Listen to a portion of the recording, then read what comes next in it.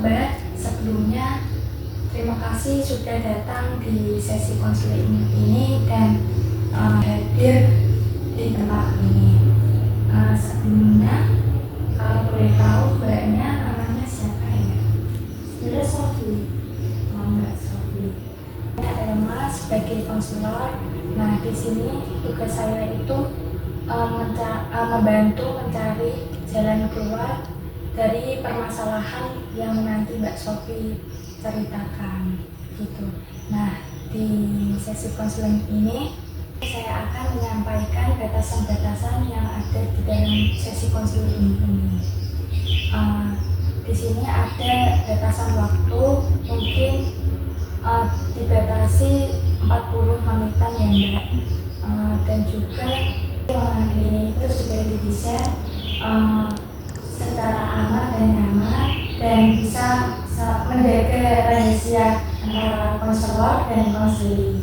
Jadi Mbaknya aman dan Mbak bisa bercerita secara rahasia.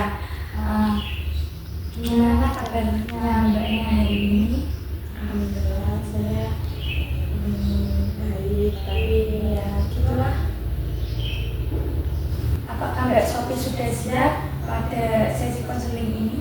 Sudah siap. Baik. Kalau boleh tahu apa yang sedang Mbak Sofi alami pada saat ini?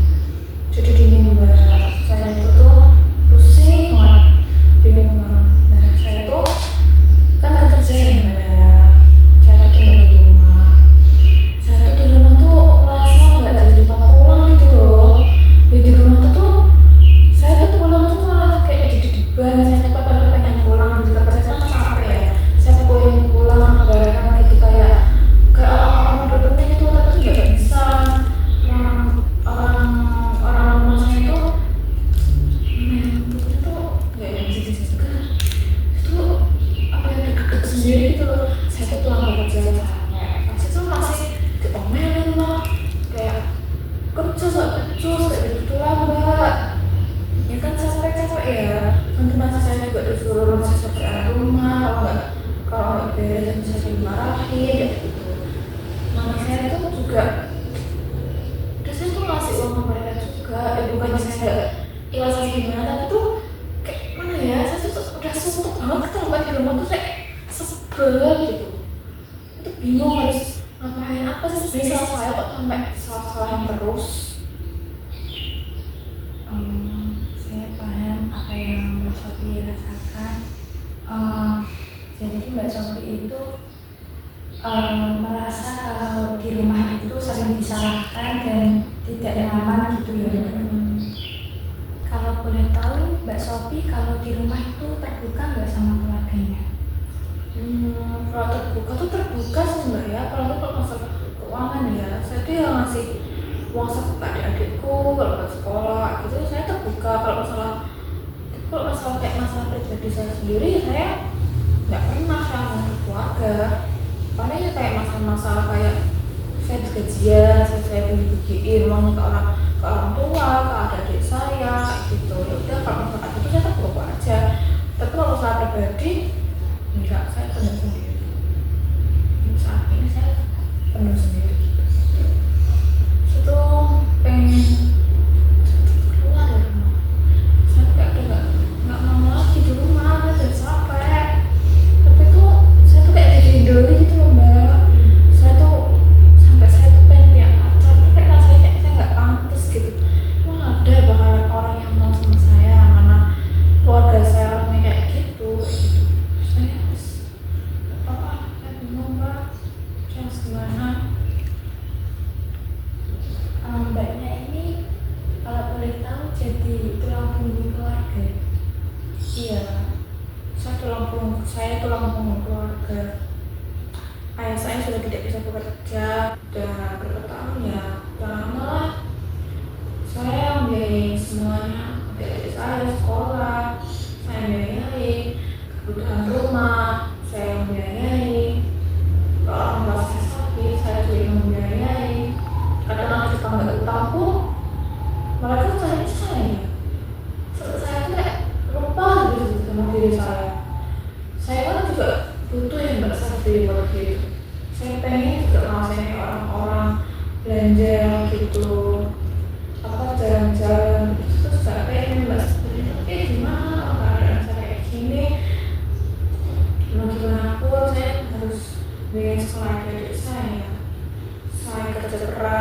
pagi sampai malam, pagi sampai malam terus. Ya, tapi gimana? Mbak Sofi kalau ada masalah biasanya larinya kemana? Kalau ada masalah, dulu sih kalau masih bapakku masih kerja itu saya sering ke coffee shop gitu ya, ngopi sambil baca-baca buku gitu, nanti baru pulang ke rumah gitu sih. Terus sekarang tuh nggak pernah ya, langsung pulang aja, langsung pulang langsung tidur, besoknya kerja lagi kayak gitu mbak. Saya tuh juga bingung loh, bener permasalahan saya tuh gimana gitu kan, soalnya kan ini kan saya nggak tahu ya saya tuh salah di mana itu mbak. Ini kan tapi orang tua saya tuh terus kuat terus minta cuma ke saya kayak gitu, saya bingung. Ya gimana ya? Itu mbak saya pusingin satu, ya udah pokoknya kalau pulang kerja saya tidur aja, saya nggak peduli apa apa itu. Saya itu pernah gini mbak, saya tuh pernah kepikiran kalau aku tuh pengen kabur dari rumah, kayak udah pengen lepas tanggung jawab gitu loh mbak. Tapi gimana ya, gitulah.